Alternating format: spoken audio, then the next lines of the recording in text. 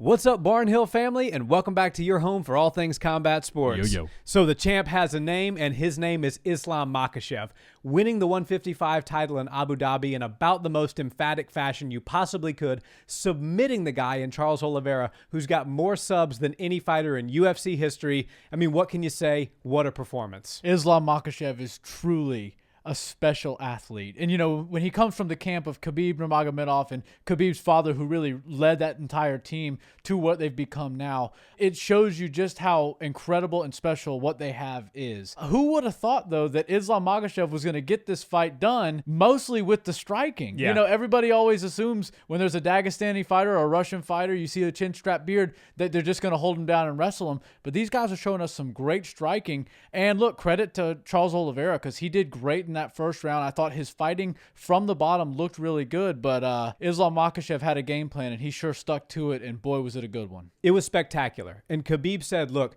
father's plan is when I retire, Islam's going to be the champion. And I think in a lot of ways, they felt that the belt was kind of just being kept warm for Islam until he could get to that title shot that was eluding him. And quite frankly, it was eluding him because not a lot of people wanted to fight him. And we see why now. The hands looked better than ever. I've never seen Islam get in there and throw hands and kicks to the level that he did today. It was truly something remarkable. And Charles Olivera is no slouch on the feet. He's put many a people down. He's very powerful. He hits extremely hard, and he's not afraid to get right in your face. So the fact that Islam not only contested with him on the feet, but actually won most of the exchanges on the feet is something that's going to be really troublesome for the other fighters that are going to step up to the plate and try to take that belt off of Islam. Everybody was always like, oh, he's a great wrestler. If he gets you down, then you're in trouble. But if you stand and bang with him, he's been knocked out before, so maybe we can have some success there. Well, not so fast. Islam Makhachev is a complete mixed martial artist, and I think the era of Makhachev has just begun. Yeah, I completely agree. And I think it's time that we take that sort of banner that Russian and Dagestani fighters are just these ground and pound, grapplers. We got to take that away. These guys strike really well. And another thing that stuck out to me about Islam is his chin's really durable. I mean, it looks like he can take some shots. Charles Olivera did land some pretty good shots. And when we saw him land those same sort of punches against Michael Chandler and Justin Gaethje and everybody else that he's fought lately, we've seen him have a lot of success in dropping them and hurting them and doing a lot of damage. Islam Makhachev didn't even look weathered a bit when he was getting hit with some of those shots. I also really like how Islam was playing the top pressure game when he did get Charles to the ground. You know, he wasn't going too overboard with trying to pass the guard. They like the half guard a lot. They like sitting in closed guard if that's what the person on the bottom wants to do and raining strikes down, but they don't compromise their position to get to a better position or to try to go for a submission and try to hunt for a finish. They just let the fight happen, and that usually gives them the great results. You know, we've heard Khabib say basically since the day that he retired, Islam is on his way to the title. I gave it up, and now it's Islam's turn. And we kind of realized that, yeah, he's probably next up, but we knew that Charles Olivera would likely be the most difficult matchup that he could possibly face.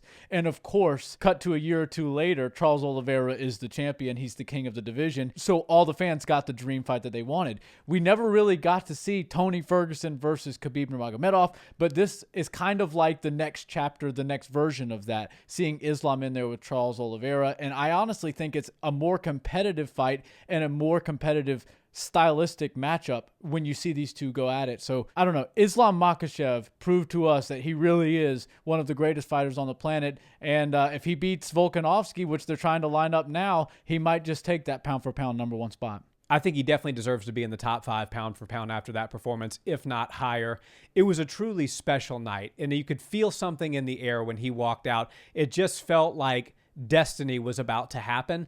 And when you see how he fought so smart, so calculated. You could see all of those years of training with the Nurmagomedovs, all of what he learned. He implored all of it in that fight. He really utilized the beautiful trips and double underhooks to really get Charles to the ground and work his game, even as you said, from the half guard, from the close guard, and he passed when the opportunity was right, which was after he hurt Charles in that second round. Charles has got a very good guard. You don't just easily step past Charles Olivera's guard, even if he's hurt. You have to really get him almost out for the count, which is where that hook really set up the finish there. It was a beautiful left hook. It dropped Charles to the ground, and then Islam was able to get a knee cut pass and then switch to the opposite side after he locked up that head and arm triangle. If you remember the Drew Dober fight, Islam submitted Drew Dober from essentially the wrong side with that head and arm triangle. You're not going to submit Charles that easily. If you're going to get him in a head and arm triangle, it's got to be as tight as a head and arm triangle can possibly be.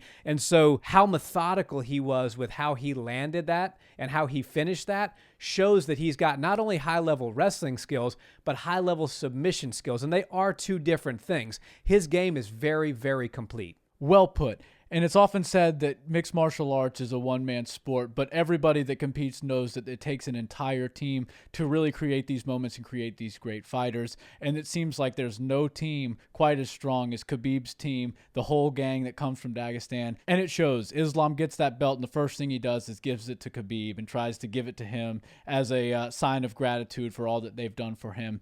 And for me, it's just a special night in mixed martial arts, not only for Islam Makhachev and the Khabib team, but for all the fans. This to happen in Abu Dhabi for Islam, for the title, in the most stacked division the UFC's ever seen, is something very special.